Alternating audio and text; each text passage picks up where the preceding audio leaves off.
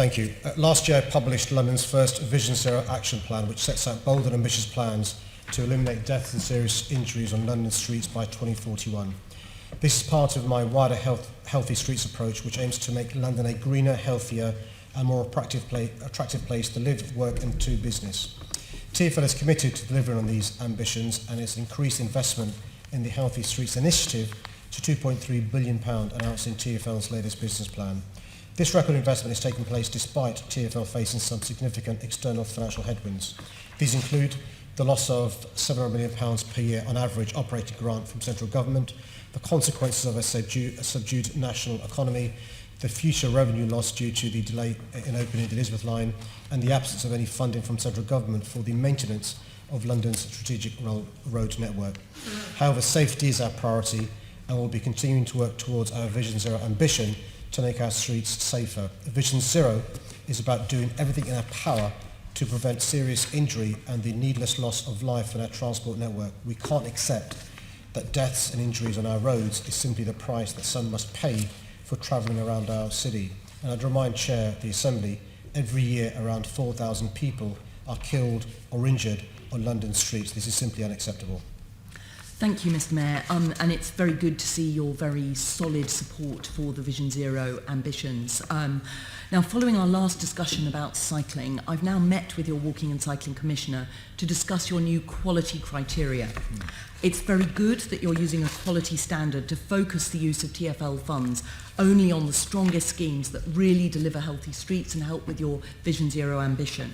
So I'd like to ask the Commissioner, how about the boroughs that are not meeting the standard? Will you engage with them to help them raise their game? And if they don't raise their game, will you be holding back funding? Well, we'll certainly engage with them to ensure that the highest possible standards are applied across the whole of London.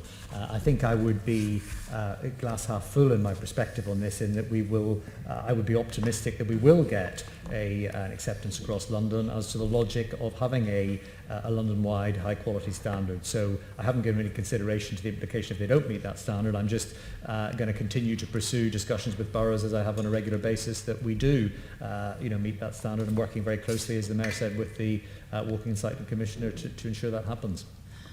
Okay.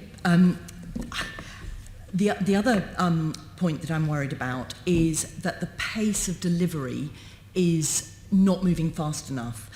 If we look at the cycling budget, for example, 142 million of the cycling budget has gone unspent since during this mayoral term, and the amount that has been spent each year on cycling has gone down year on year.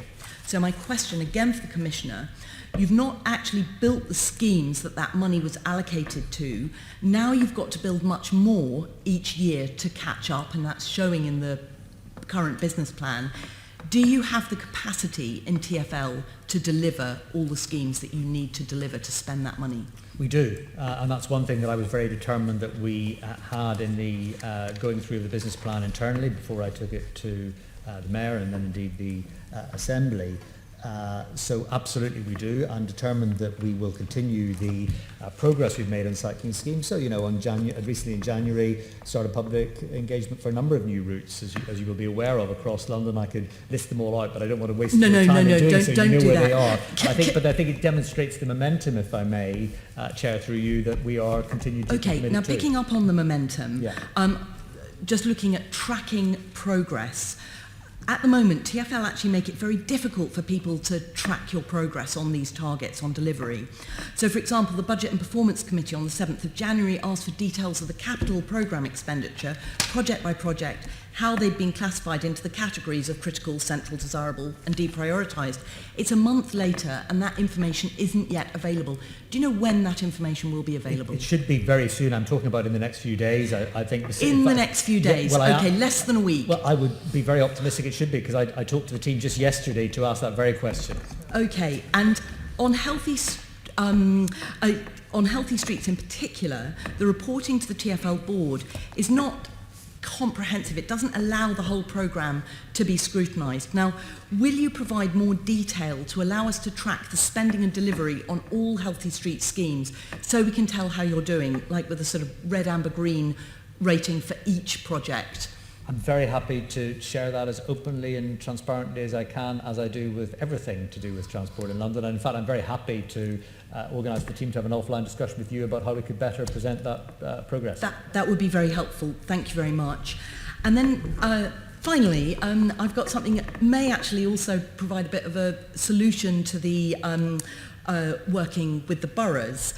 Chris Boardman tweeted on the 25th of January, he's working on transport in Greater Manchester, "We don't do bids anymore, just submissions, every quarter, ongoing, forever as far as I'm concerned.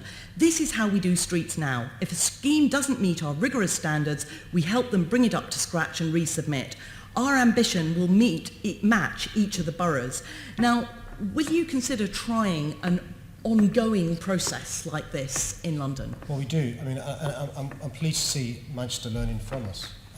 And I'll give you an example of the fruits of the conversations that we've been having, is the recent fruition of the conversations with Hammersmith in relation to what was CS9.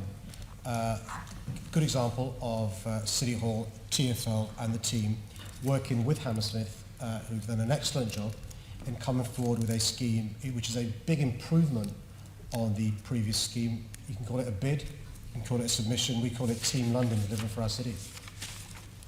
Thank you very much.